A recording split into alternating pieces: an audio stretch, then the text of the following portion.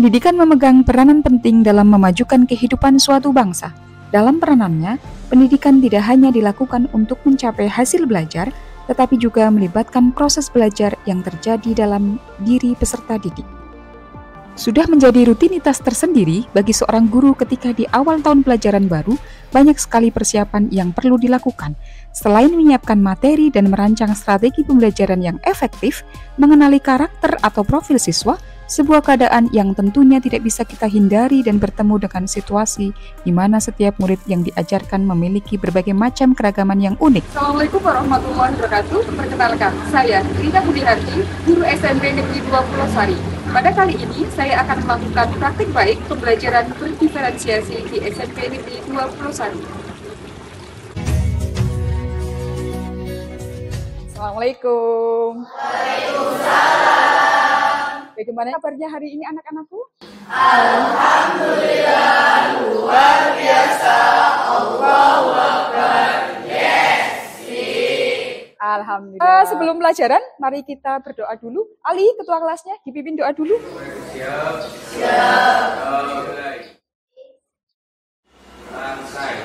Kita breathing dulu. Ayo berdiri. Kita nyanyikan yel-yel profil pelajar Pancasila. Oke, Ibu kasih tanda ya.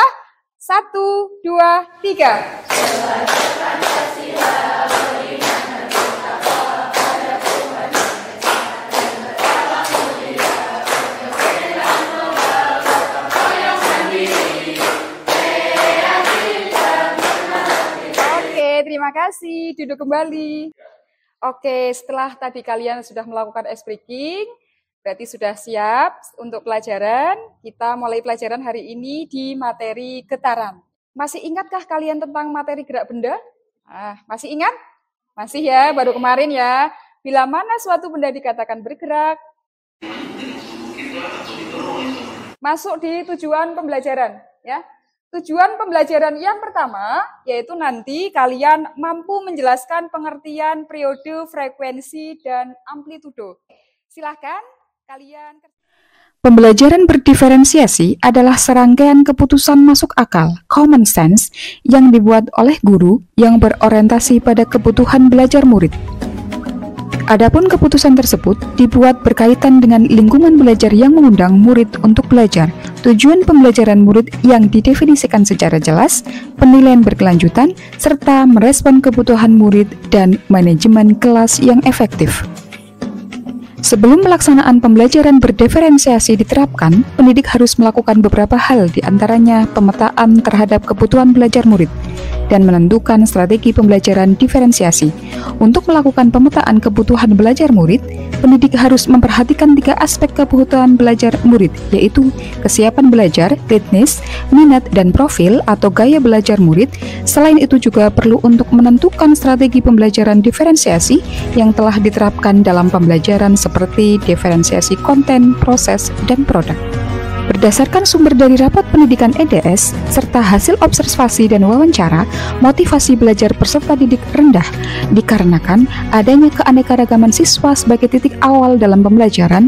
Setiap siswa memiliki karakteristik yang unik termasuk dalam hal gaya belajar, minat bakat, dan tingkat pemahaman yang berbeda-beda. Pembelajaran satu ukuran untuk semua tidak lagi dianggap efektif. Tujuan dari proses pembelajaran berdiferensiasi adalah terwujudnya pembelajaran yang berpihak pada murid.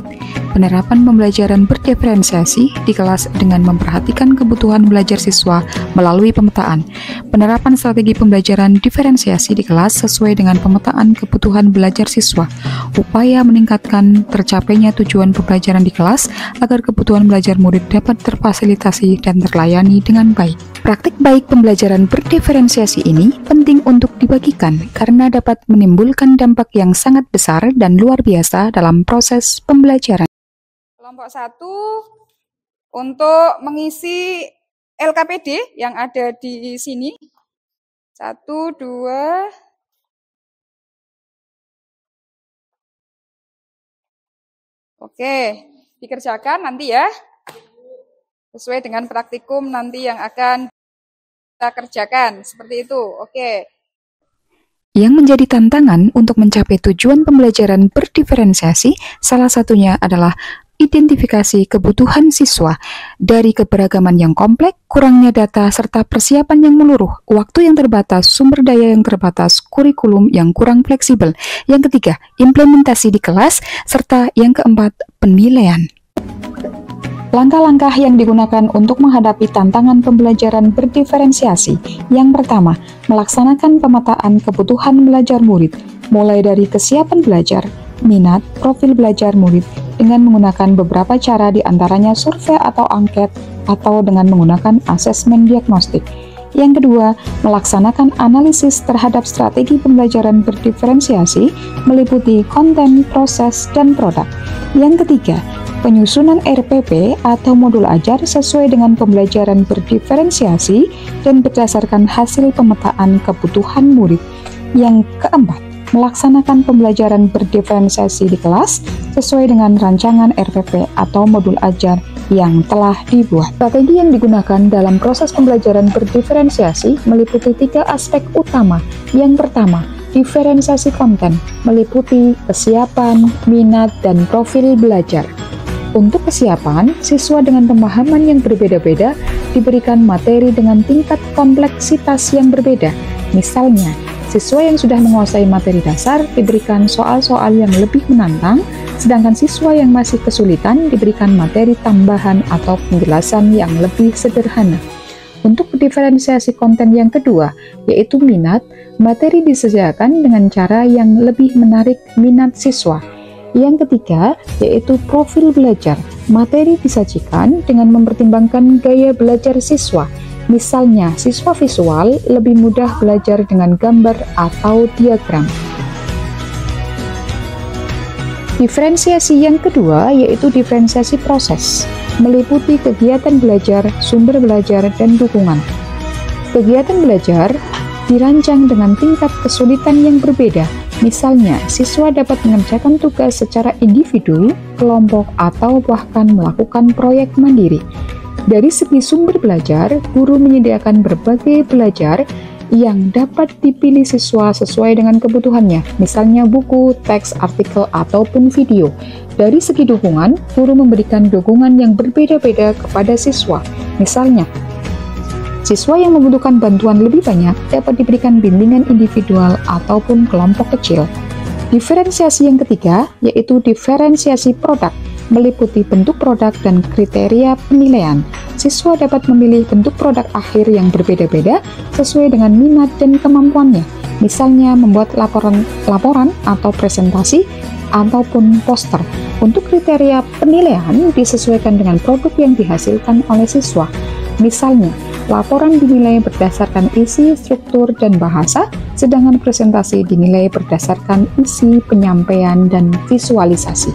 Adapun pihak-pihak yang terlibat dalam praktik pembelajaran berdiferensiasi ini adalah dukungan dari kepala sekolah sebagai penanggung jawab semua kegiatan di sekolah, rekan guru yang menjadi diskusi dan observasi selama praktik pembelajaran berdiferensiasi, serta peserta didik kelas 8 SMP Negeri 20 Sari sebanyak 30 orang.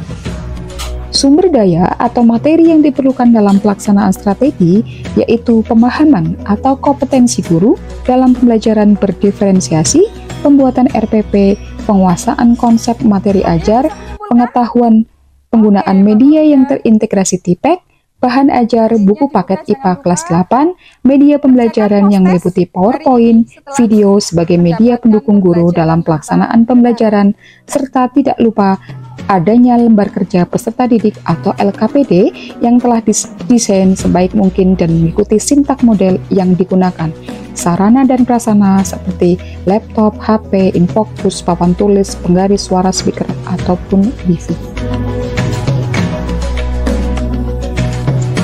Hari ini sudah selesai, kita sudah menyimpulkan bersama-sama materi hari ini. Semoga pembelajaran hari ini membawa berkah dan bermanfaat untuk kita semua ya. Amin.